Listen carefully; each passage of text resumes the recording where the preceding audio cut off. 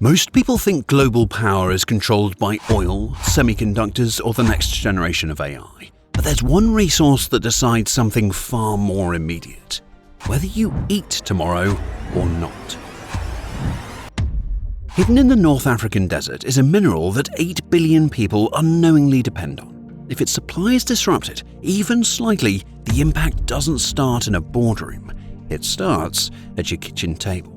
This isn't a resource war of the future, it's a survival race that has already begun. Modern agriculture has a dependency problem. Every crop you can think of, wheat, rice, corn, relies on 3 inputs: nitrogen, potassium, phosphate. The system only works if all 3 are available. But here's the imbalance. Nitrogen can be pulled from the air. Potassium is spread across multiple regions. Phosphate is different. It's a biological bottleneck. There is no synthetic replacement, no workaround. You either have it or your yields collapse. And unlike oil, where supply is distributed across continents, phosphate is extremely concentrated.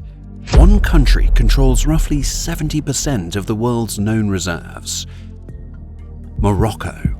Not just production, the long-term supply. Which means this isn't just about who feeds the world today, it's about who controls whether the system works tomorrow. And Morocco didn't just inherit this position, it built around it.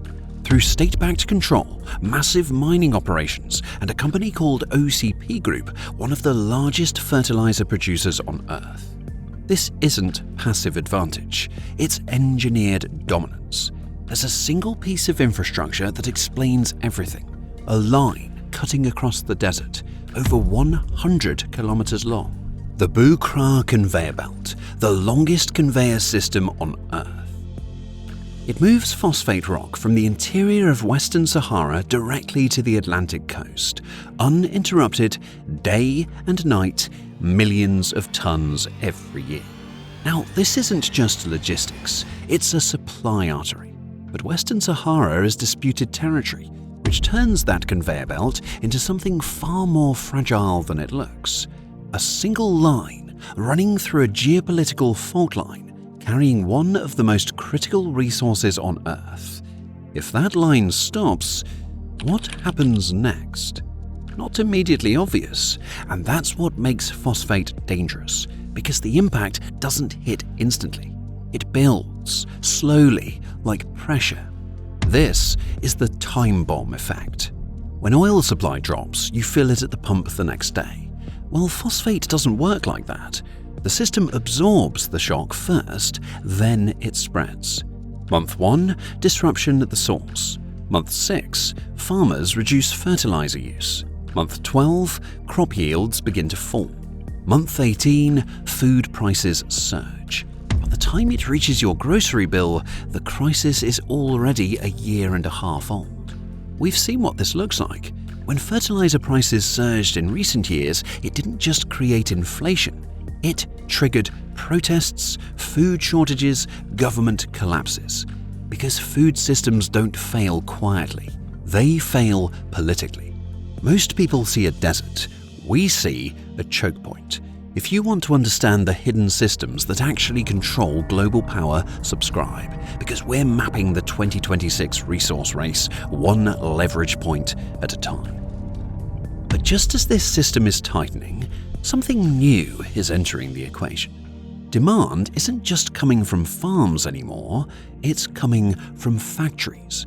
Because the same phosphate used in fertilizers is now being used in LFP batteries, the fastest growing battery chemistry in electric vehicles.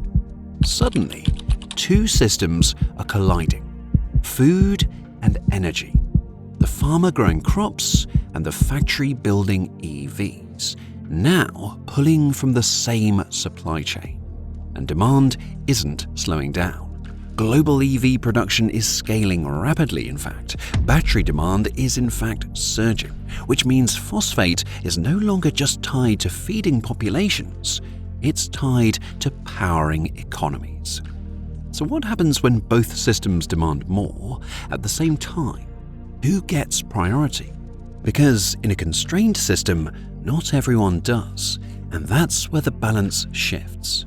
Phosphate is no longer just an agricultural input, it's becoming a strategic material, one that links food security, the energy transition, and geopolitical leverage, all through a single supply chain, controlled largely by one country.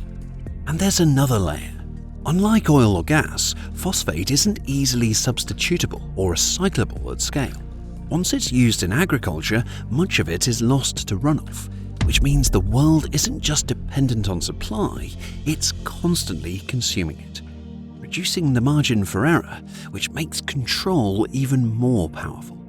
Morocco isn't just exporting rock, it's exporting stability, or instability, depending on how that supply is managed, which means the real question isn't whether phosphate matters, it's what happens when its importance accelerates faster than the world can adapt. Because in the next decade, the competition won't just be about producing enough, it will be about deciding where it goes. Food or batteries, stability or growth. And those decisions won't be made evenly. They'll be shaped by control, over reserves, over infrastructure, over flow. Morocco isn't just a supplier anymore. It sits at the center of a system that determines how the world feeds itself. And now, how it powers itself as well.